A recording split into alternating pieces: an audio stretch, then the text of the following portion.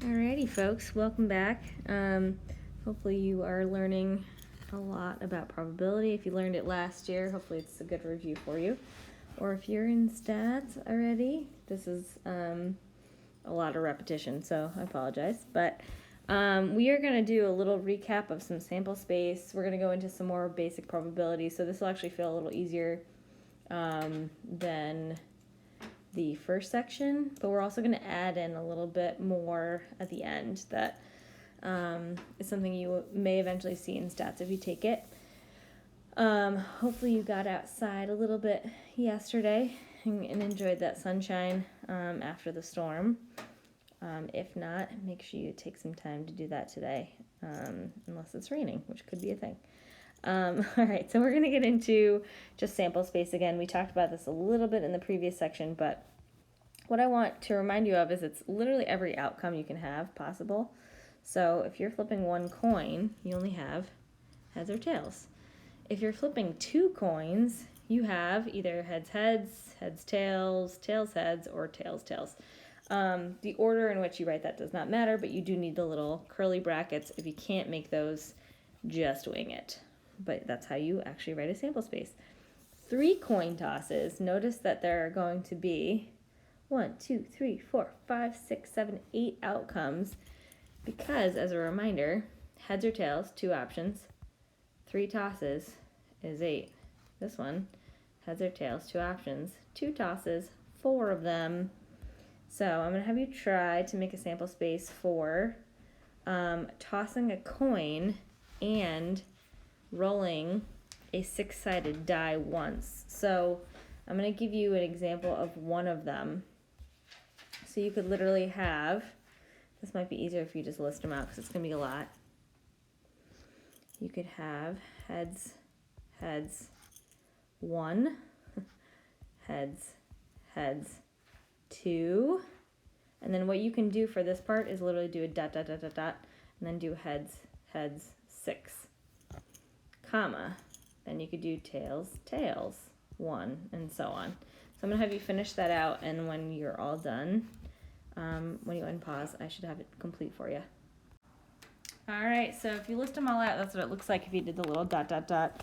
You're probably missing a few, but that is okay. They had a slightly different order in their answer, but that is what you get. If you ever need to make a tree diagram, sometimes that that helps to make a sample space as well, just so you know. All right, let's get into some basics. You guys already know all of this, but I just want to recap it for you. The probability of an event happening is the amount that it happens over the total event. So, for example, flipping heads is 1 out of 2, because you have 2 possibilities. Heads happens once. Okay, your probability has to be between 0 and 1, because if you had over 1, it would be like more than reasonable. So when people say that they're 110% sure, they are lying to you. They just want to be dramatic. And then you can't have less than 0, because that would somehow be a negative probability. So probability of finding an event. The nice thing about the first question here is that we actually listed out the sample space. So you can just like look at how many options there are and see how many of them land heads up. So it says, what is the probability that both land heads up? When we had 2 coins tossed, we had 4 options. So that is 1 out of the 4, which you can either leave as 1/4, or if you like it as a decimal or a percent, it doesn't really matter. They don't usually care. They'll list all options. A card is drawn at random from a standard deck. What is the probability that's an ace? Just as a reminder, there are 52 cards in a deck. You have, that's right, there are 4 aces. So if you list them all out, if you need that, you can. You could also just take a deck of cards to look at that, but make sure you reduce it. So in this case, it would be 1 out of 13 is what that comes out to. And if you want the percent, you can do that instead. The next one, you have to look at the little diagram here. This is the number of colleges and universities in various parts of the United States. This was in 2012. It shouldn't have changed very much, but if you have done any college visits, it's crazy how many schools there are in Pennsylvania. like so many, 638 apparently. But comparatively to New England, there's only 270. So anyway, they said, what is the probability that one of the institutions is in one of the 3 southern regions? So that's this one. That's at 876 in case you were curious. Try this one out, see if you can get it, and then when you're done, unpause, and I'll have the answer for you. All right, so hopefully you got about 0.347, or about 35%. If you miscounted, that could be a thing. There were 4,706 colleges in total and universities, and then 1,631 were in the South. So pretty interesting. Just a notation for you. We write it as the probability of the event happening. This was just the number of the event that you want to calculate over the total. You don't really need to write those parts, but this part is pretty important. Okay, super interesting and exciting. Mutually exclusive. Mutually exclusive literally means that there's no overlap between 2 events. So if you were to draw a Venn diagram, which some of us haven't seen since middle school, mutually exclusive looks like this and this. So it would somehow be like being a junior and being a senior. There's literally no overlap because you can't have both at the same time. So it's saying the probability of the 2 events happening is 0. One thing to point out is this little symbol means intersection or and. Okay, so whenever you see that, that's what that means. This one, the upside down one that looks like a U, means or a union. So I could have juniors or seniors and just add you all together, but I'd have to subtract out the overlap if there are any, because what happens is then you get counted twice. If they're mutually exclusive, you just add the 2 together, which is kind of nice. They give the example of looking at whether you have a face card or a heart. There is overlap, which is why you need to subtract it out, because when you look at this big circle, this is all the hearts. This big circle is all the face cards. They're counted twice if they are in the middle. So that is where you have to subtract it out. And those of us in stats have done this quite a bit. So, okay. So if you can do the next example without drawing a tree or a Venn diagram, feel free. Or you could just think about it, but you do need to do the probability that the card is either an ace or a spade. Think about whether they're mutually exclusive or not. So is there any overlap? Maybe. Think about it. If you need to draw a diagram like that, feel free. Otherwise, you can just think about it and use the formula, because we want the probability of being an ace or a spade. Try it out. All right, so hopefully you got this formula. This is how many aces we have. This is how many spades we have, literally a quarter of your deck. And then there's 1 ace of spades that you need to subtract out because it's included in both of these when you add them together. And then this actually is going to reduce to 4 out of 13, which is about, and I should do the approximate symbol of 0.3308. Beauteous. Okay. What's nice is there's actually only 1 example on here. This is just using a table to figure some information out. Just so you know, if you ever are given a table and things are mutually exclusive, what actually happens is there's going to be no overlap between them. So you can't have 0 to 4 years of service, but also 5 to 9. It's not possible. So that's why they're separating them. I want you to actually see if you can figure this one out without me even going over it, just to check. I think you guys will be fine with it, but try it first. I'll have the answer in a second. Okay, so the easiest thing to do is just total all these things up. So you end up with 529 total objects. Okay, then they want 4 or fewer years of service. That would literally be 157 over 529. Okay, because that's the total that you can divide. It comes out to about 30% or 0.297. 9 or fewer actually includes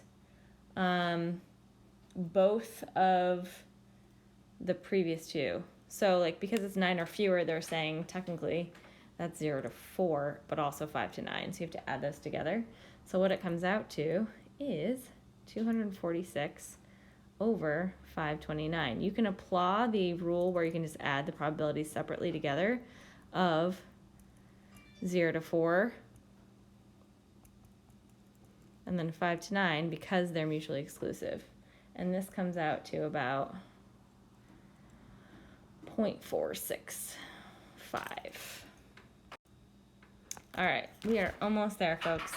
Independent events. So, two things are independent. I always think of Beyonce. She's an independent lady.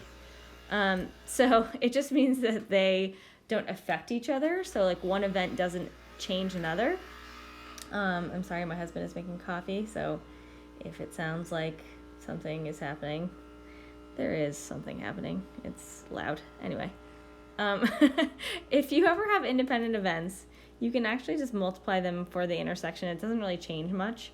The difference is if they're not independent, you can't just multiply probabilities together. You have to think about like what happens to something after the first event happens. So like flipping a coin, the events are independent because the coin doesn't decide, hey, I'm going to change what I'm going to flip to based off of the first one. No, it is inanimate. So if that happens, maybe talk to somebody.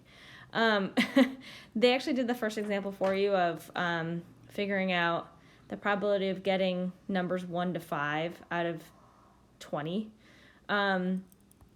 So if you were to do that, it says, what is the probability that all three numbers are less than or equal to 5? There's literally 5 numbers that work for that out of 20, so it's just 1/4.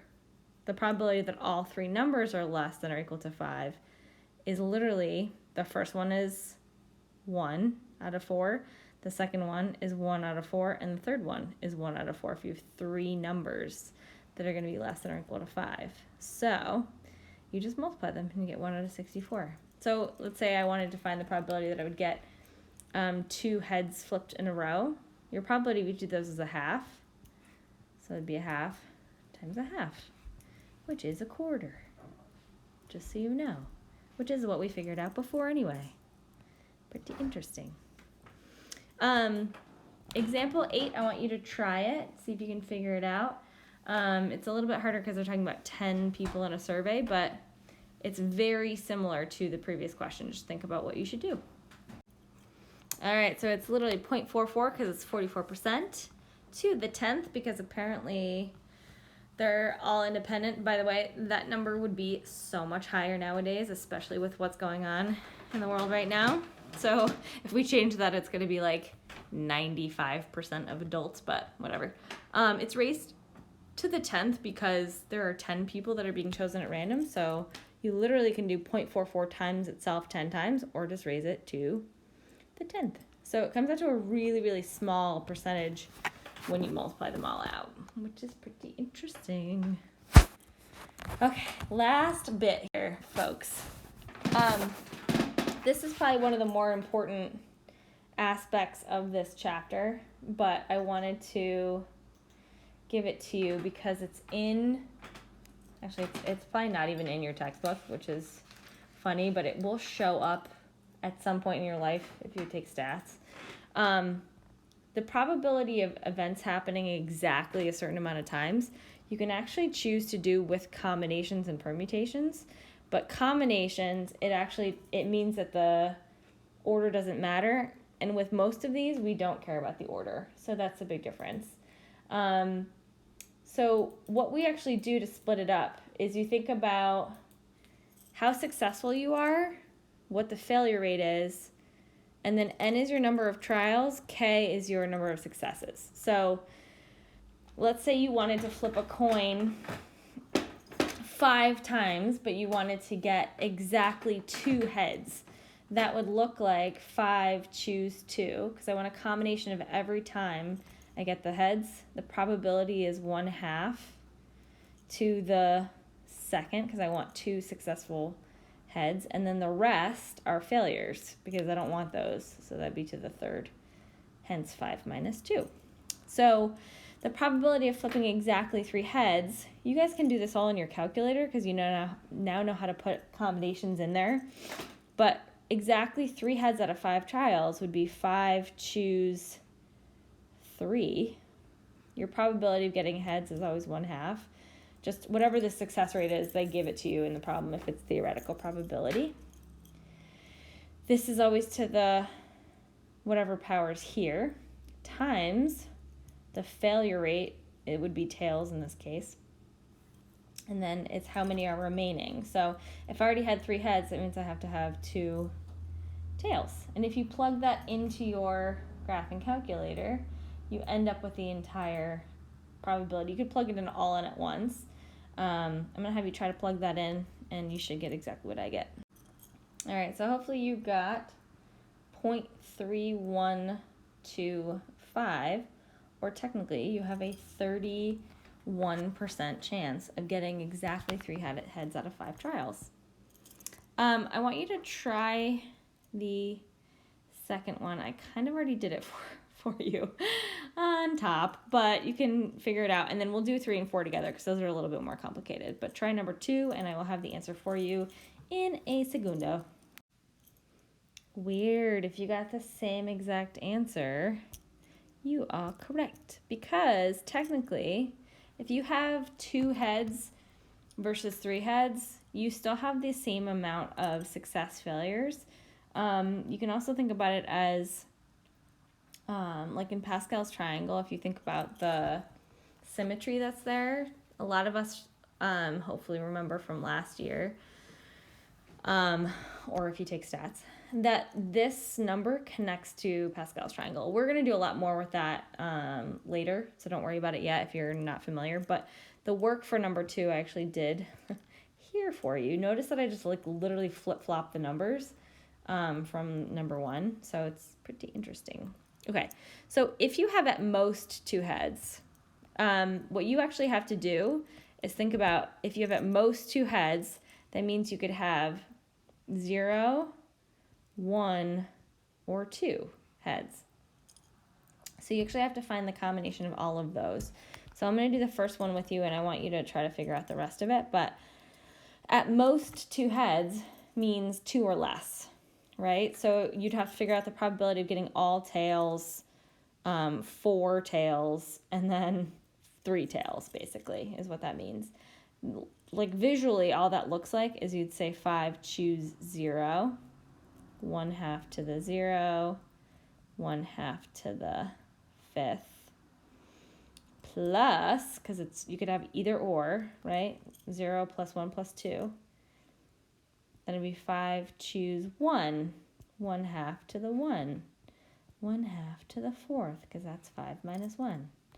Plus, fill in this last one for me, and then plug it all in your calculator, and you should get an answer.